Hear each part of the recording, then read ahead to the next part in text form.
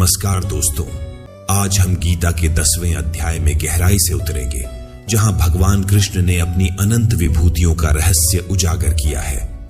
इस अध्याय में कृष्ण ने बताया है कि कैसे उनकी दिव्यता हर एक वस्तु, हर प्राणी और हर क्रिया में समाई हुई है। जानिए कैसे कृष्ण की शक्तियां और गुण हमारे चारों ओर मौजूद हैं और कैसे हर अनुभव, हर घटना में कृष्ण का अद्वितीय रूप प्रकट होता है। इस रहस्य को जानने के लिए वीडियो को पूरा देखें, लाइक और सब्सक्राइब करना न भूलें। द्यूतं छलयतामस्मि तेजस्तेजस्विनामहम्, ज्योस्मि व्यवसायोस्मि सत्वं सत्ववतामहम्।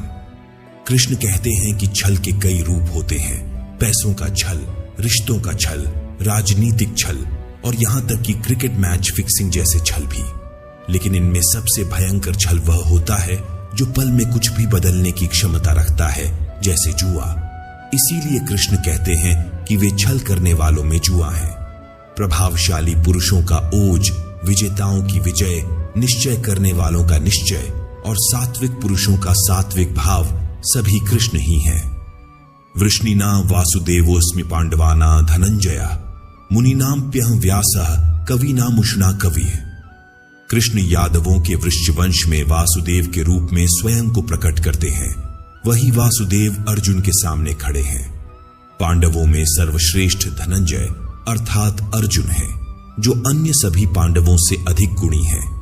मुनियों में वेद व्यास कृष्ण के रूप में प्रकट होते हैं, जबकि महाभारत के महान कवि और रचनाकार शुक्राचार्य भी कृष्ण ही हैं।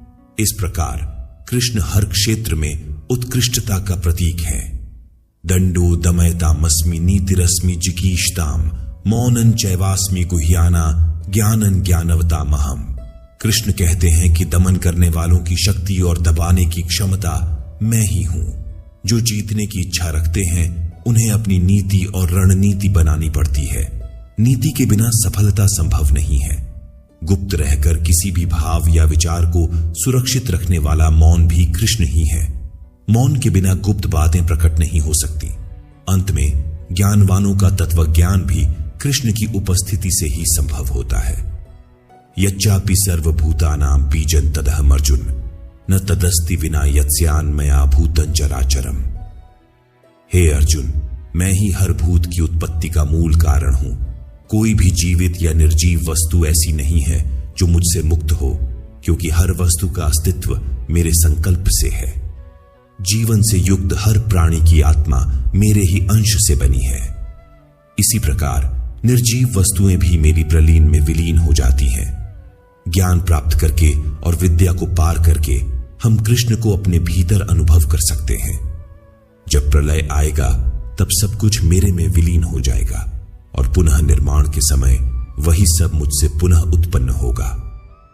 नान्तोस्ति मम दिव्याना विभूतिना परंतप एष तूद्देशतः प्रोक्तो विभूतिर्विस्तरो मया। कृष्ण अर्जुन को अपनी दिव्य विभूतियों के बारे में बताते हुए कहते हैं कि मेरी विभूतियों का कोई अंत नहीं है। मैंने तेरे लिए कुछ उदाहरण संक्षेप में एक देश से दिए हैं।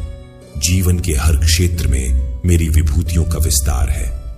फिर भी यह सब कुछ कहने के बाद भी मेरी विभूतियों का पूरा वर्णन नहीं किया जा सकता। कृष्ण की महिमा और उनके स्वरूप की कोई सीमा नहीं है। वे अनंत और असीम हैं, उनका कोई अंत नहीं हो सकता। यद्यद् विभूति मत्सत्वम श्रीमदुर्जितमेव व तत्तदेवावगच्छत्वम मम तेजोंश संभवम। इस श्लोक में कृष्ण अपनी विभूतियों को एक सूत्र में बांधते हुए बताते हैं कि जो भी वस्तु ऐश्वर्य, कांति और शक्ति से परिपूर्ण है वो मेरे तेज का अंश है। चाहे आप चारों ओर देखें, किसी प्रभावशाली व्यक्ति को, किसी छल को, गायन को या किसी अन्य क्रिया को, हर चीज और प्राणी में जो भी तेज और ऐश्वर्य है वह मेरे ही अंश का प्रदर्शन है।